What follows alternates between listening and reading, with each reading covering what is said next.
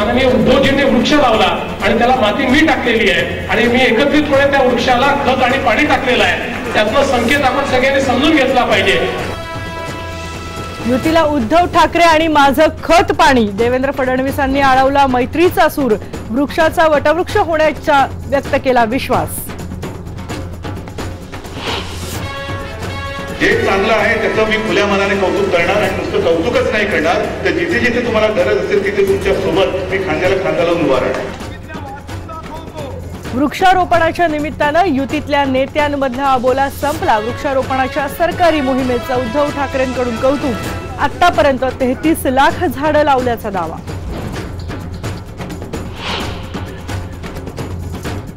माहीमच्या निसर्ग उद्यानात मँग्रोव्हवर संशोधन करणारं केंद्र उभारणार, मुख्यमंत्र्यांची वृक्षारोपणाच्या कार्यक्रमात घोषणा।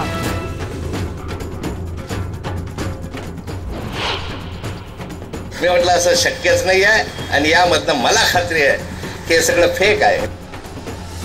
अवघ्या 24 तासात एकनाथ खडसेंचं वादग्रस्त वक्तव्यावरून घूमजाव, माध्यमांनी वक्तव्याचा विपर्यास केल्याचा दावा।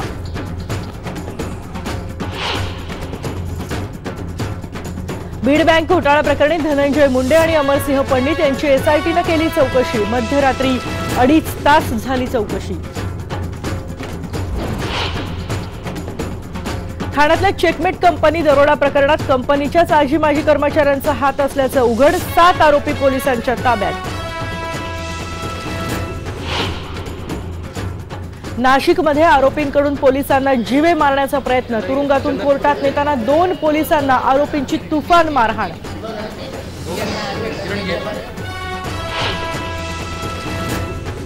मुंबईत रेल्वेच्या तात्काळ तिकिटांचा काळा बाजार करणाऱ्या टोळीचा पोलिसांनी केला पर्दाफाश, सॉफ्टवेअरचा वापर करत काही सेकंदातच तिकीट बुक करायची ही टोळी।